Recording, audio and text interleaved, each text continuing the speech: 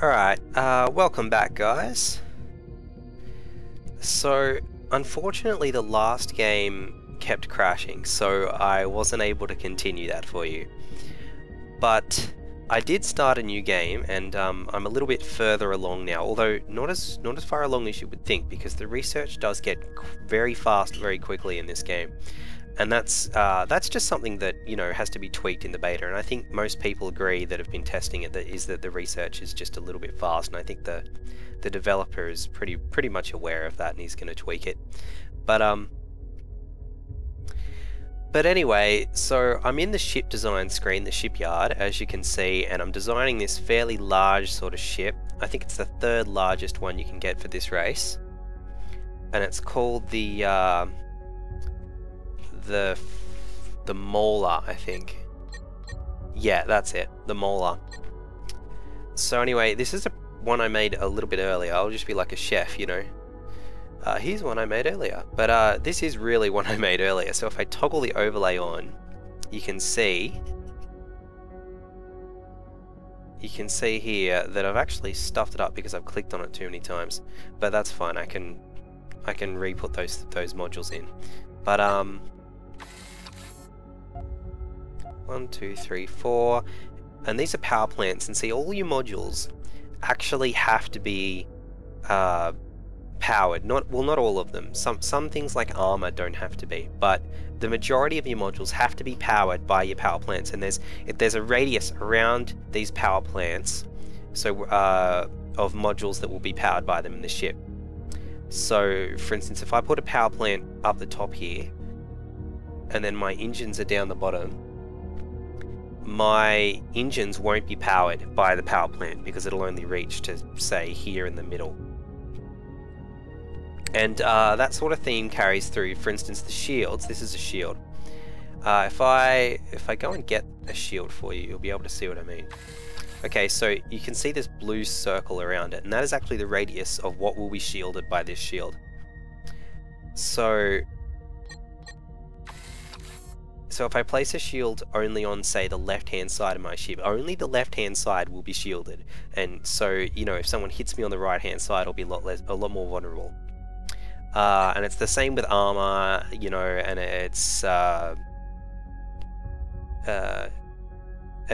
all the physics is directly related to the mass of your ship too. So each module has mass, and the more modules you put on, the heavier your ship gets and the slower it becomes. But then you can offset that by you know, putting more or bigger engines on, like I've got capital engines here, or, you know, later on you unlock inertial dampeners that again lower the mass of your ship, or effectively anyway. You know, and they all raise your speed. Right now I've got a turn rate of 0.4 and sublight speed of 274, which is that's pretty reasonable. So anyway, what I might do is put some more power plants on, fix up this. Oh no, not main engineering. Well, main engineering is actually quite an interesting module. It does a few things in addition to give power, such as it increases your speed at warp. But put that there. We'll go to special inertial dampener. Stick him there. Yeah, there. See, my top speed, my sublight speed has gone up. But gee, what else am I going to stick here? I've already got my sensors. I've got my... Oh, you know what I can do? I've stuffed this design up, but I can just load this design that the previous saved version. Phaser Mauler. Load. Yeah, there you go. Okay, so it was another inertial dampener there. But yeah, no, that's fine. And the power is also important in regards to your the rate at which you recharge power, because it takes power every time you warp, and it takes power when you use energy weapons, and your engines take power and all that sort of stuff. Yeah, so that's pretty straightforward. Now, if I get out of this screen, you'll be able to see that I've actually built one of these guys already. My frame rate's a little bit lower now, but I think some optimizations for larger games are actually coming in as it is. Here's this volcanic... Wow, look at the lovely lighting on that. But there's a volcanic planet there. And I've actually come a little bit more prepared this time because I have some talking points. So first of all, I just wanted to show you something I missed. You can actually rename your planets, so if I want to rename this planet to something else, I should be able to anyway. Perhaps backspace is not quite working, but then again, that's a bug. But I'll just call it, and then hopefully, yeah, so this is now, it's now called Omerax 2GKGKG. So there you go. But yeah, I would like to be able to do that with individual ships, and then have the ship design just written underneath, and then you could have the ship name above, but you know, it's not essential. And I can always suggest that to the guy developing the game. Here's a second one of these that I built. And, you know, this is actually quite a bit of a larger game, in case you haven't noticed from the minimap. This is the epic size galaxy. So this is quite large. We've got the polyps over here, the humans here, the Vulcan here. And so what else was I going to talk about? First of all, there's going to be 8 races in the final game, so don't worry. Yeah, there's only 4 now, but there'll be 8 races. Second, here is a much bigger freighter. You unlock bigger freighters. This is actually the human design for the freighters, but you know, each race does have its own freighter designs. It's just that they haven't quite been implemented yet.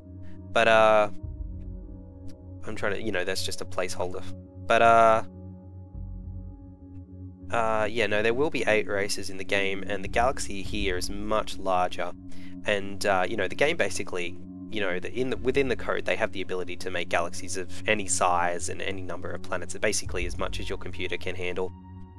So don't worry about that too much. Just, you know, if you really want, just bug the developer, Daniel, I think his name is, Daniel DeCiccio. Just bug him for more galaxy options, but I'm pretty sure he's planning to implement that sort of stuff. What else was I going to say? Oh, I should show you this planet. Yeah, here we go. Is this the one? I think so. Okay, so this planet was a barren planet. It is now a tundra planet, and that's not because of a glitch, it's because I placed this terraformer here. And it gradually became, you know, desert, and then steppe, and now tundra, and eventually it will become a Terran planet. So that's a nice, cool feature that you get later on.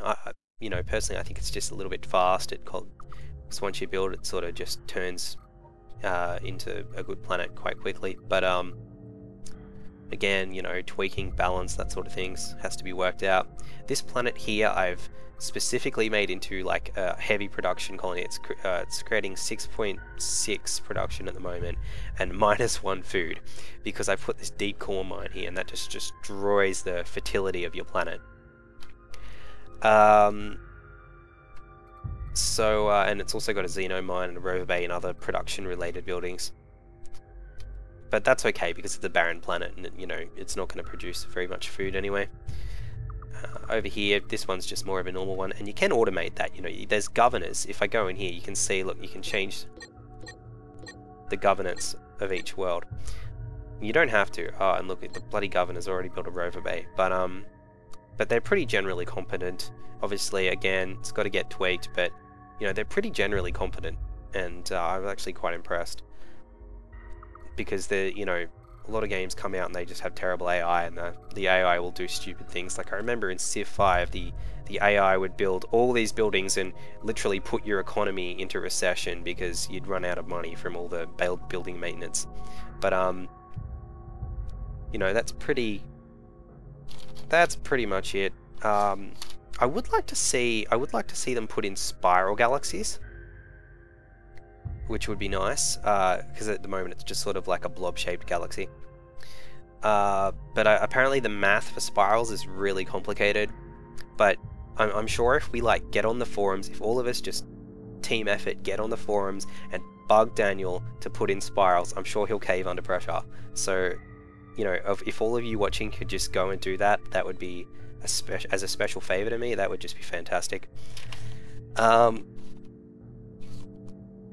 and he is, you know, he is pretty vulnerable to this kind of pressuring because he's a one-man team. The poor guy, it's actually really impressive.